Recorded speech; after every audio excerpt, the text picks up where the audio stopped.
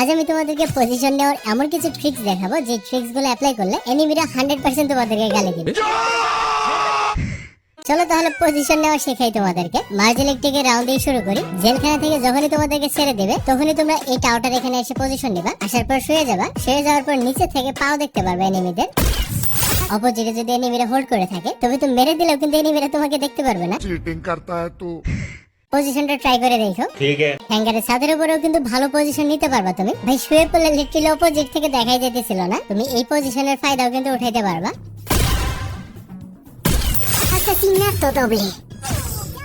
এরপর তোমাদেরকে clock tower position নেওয়া দেখাবো। এটা আমার ফেভারিট বলতে পারো তুমি। দেখো সিঁড়ির এখানে তুমি যদি এসে বসে পড়ো অপোজিট থেকে কিন্তু ঘরের উপর থাকা প্লেয়ার গুলো তোমাকে দেখতে পারবে না।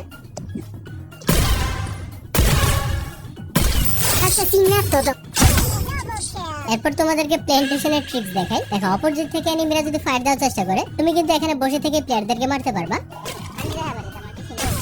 আমার মনে হয় এই পজিশনটা তোমরা জানো। এর চেয়েও ভালোভাবে পজিশন নিতে চাইলে আরেকটা কাজ করতে পারো তোমরা। মোরসে ক্যারেক্টার ব্যবহার করে পানির নিচ দিয়ে সোজা চলে আসবে ওদের অপোজিটে, এসে ওদেরকে টর্চার করতে পারো।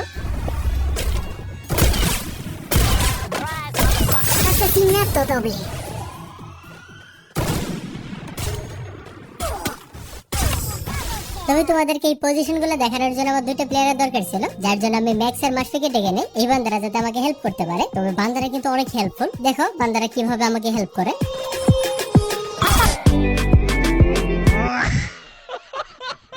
দেখার জন্য ফলো দিয়ে রাখো।